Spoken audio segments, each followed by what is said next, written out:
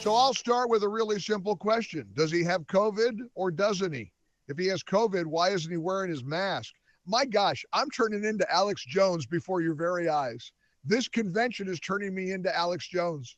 I don't know if he has COVID or not, because if an 81-year-old man who tests positive for COVID is going to get in a car with a bunch of Secret Service agents, he'd wear his mask, wouldn't he? If he's going to get on the plane to go home to Rehoboth Beach, Delaware, to recuperate in isolation, he'd wear his mask, wouldn't he? That's what they told us. You got to wear a mask. You got to get vaccinated. In fact, if you're vaccinated, you won't get COVID. That's according to Joe Biden. Oh my gosh. Let's see. He's gotten COVID not once, not twice, but 3 times. This is a Hollywood movie come to life. Day 4 of the Republican National Convention in Milwaukee, and we're ready to bring it to you front and center. Welcome aboard, 800-655-MIKE. Let's start there. I mean, we had the speech from J.D. Vance last night. It was great. It was fine. It checked the boxes. Look, he's not a fiery orator. He's not a guy that real bombastic. He's kind of an intellectual type, but impressive. His wife's story is impressive. His mama's story is impressive, especially the part about the 19 guns in the house that that brought this crowd to its feet, and the roars, the deafening cheers. But I am just absolutely transfixed by the announcement that Biden has COVID as the entire Democrat apparatus is falling apart. You know what I did last night when I get back to the hotel? I had on the DVR ABC's coverage. I have to admit, I was so impressed with the objective way David Muir and the ABC team covered this convention. Maybe all these media entities, the legacy media, the ABCs, the CBSs, the NPRs, the Washington Posts, maybe there's a begrudging level of appreciation and respect for the millions and millions of Americans who are going to elect Donald Trump on November 5th. Maybe the tide is turning. I mean, MSNBC's a lost cause.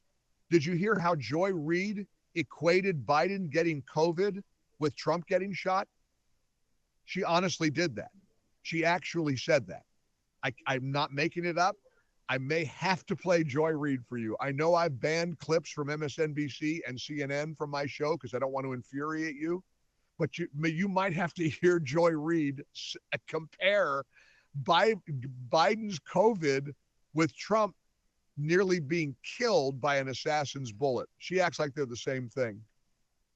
My gosh. 800-655-MIKE. And incidentally, here's a text from Michael in Kentucky who totally misses my point.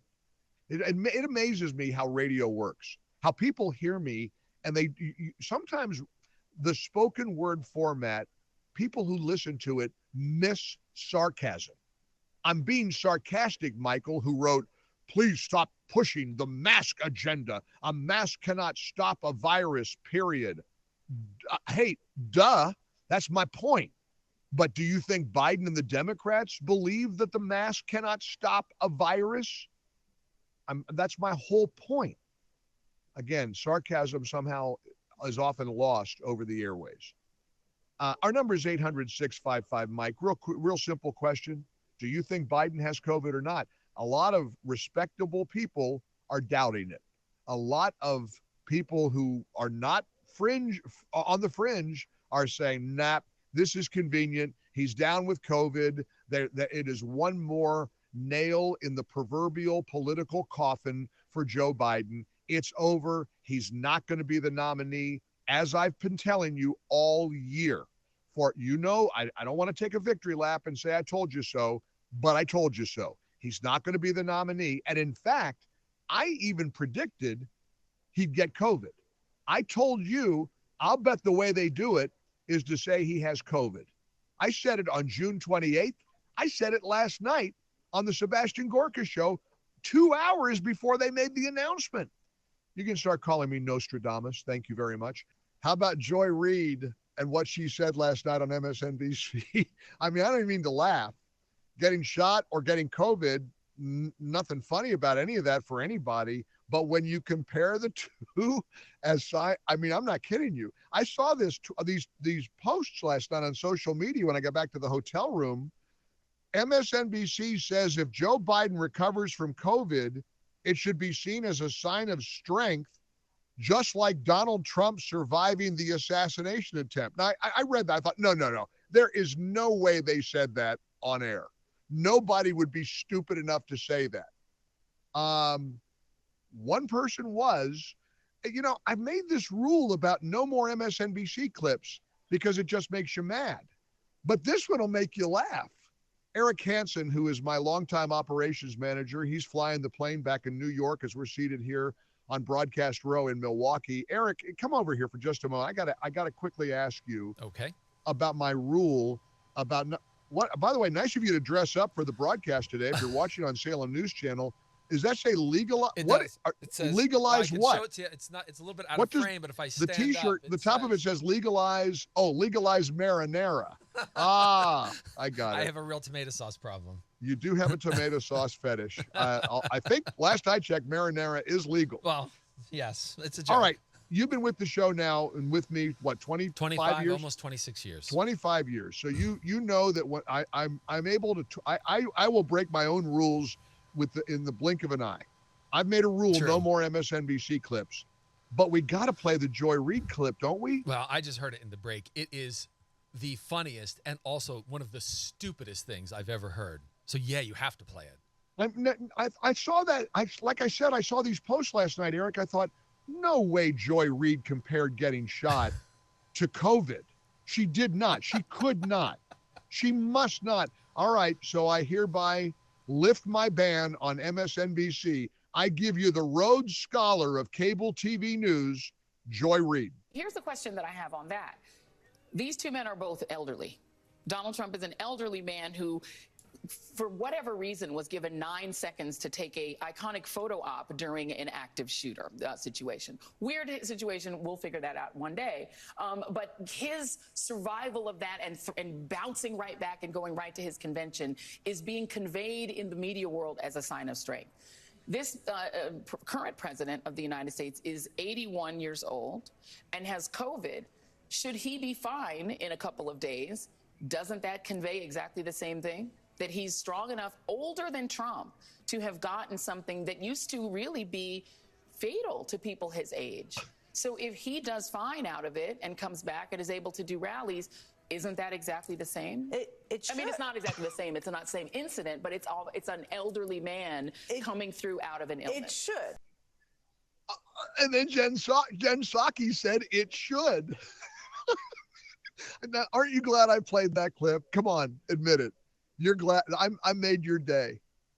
That's how dumb some of them, and it's also how desperate they are. They're desperate to find any kind of a narrative that can change what we all know, that Donald Trump barely survived death.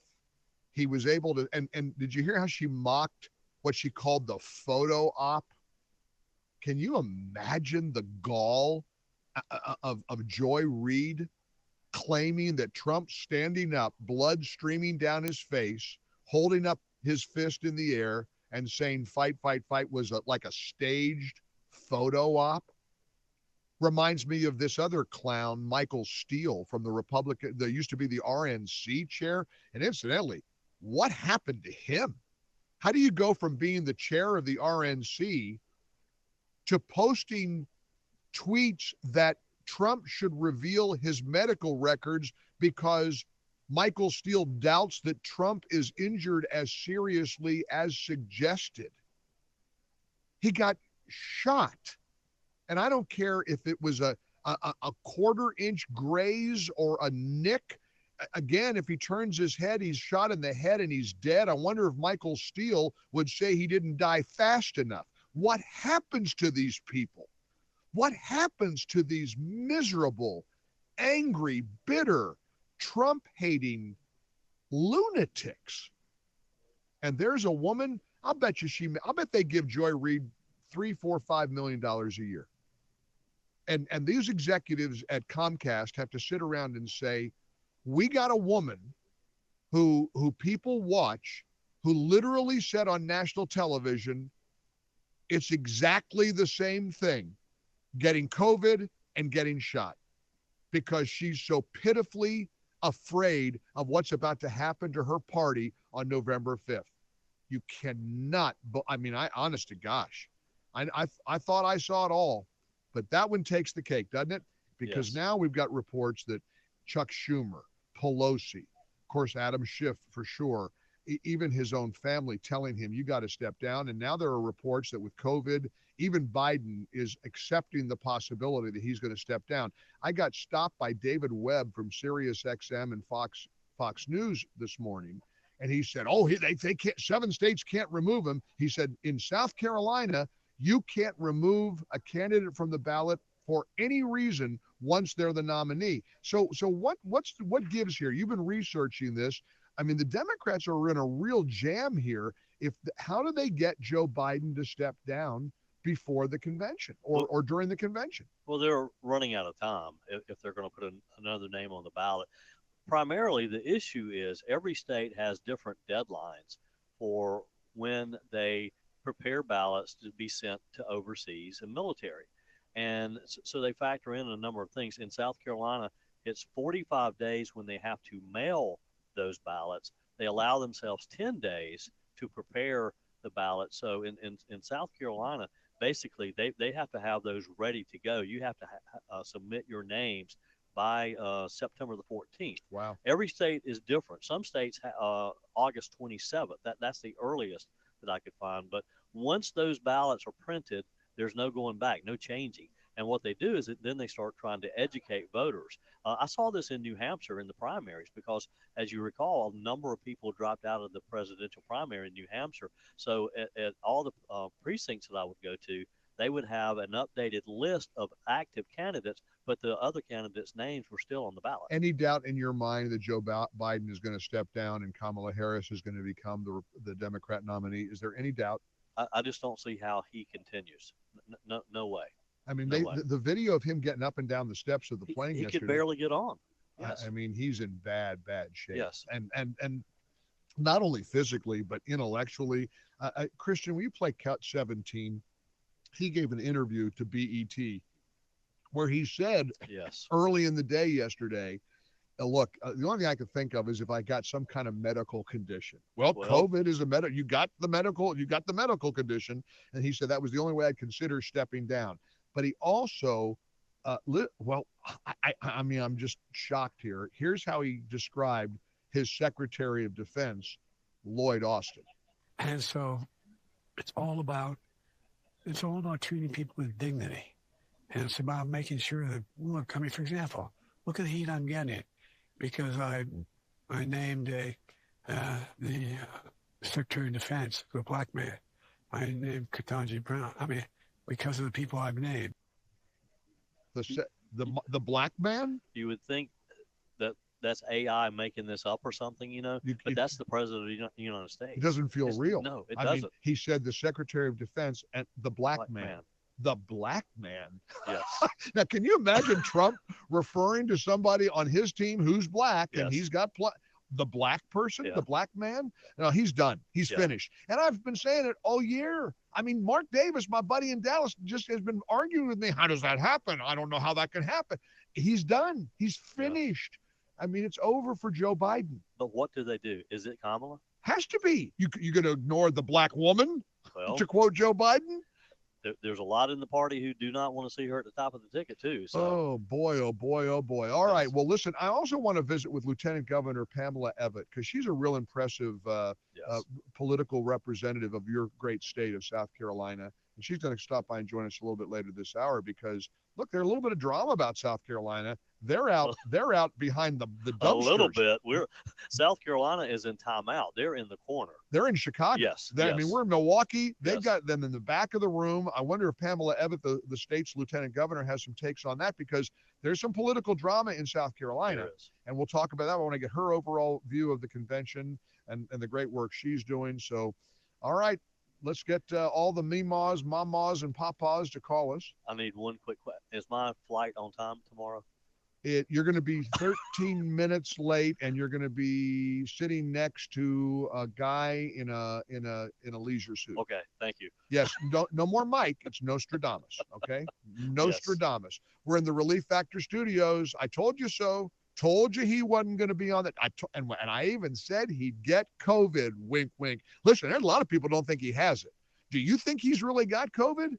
800-655-MIKE, 800-655-6453. Hope you join us at the RNC in Milwaukee.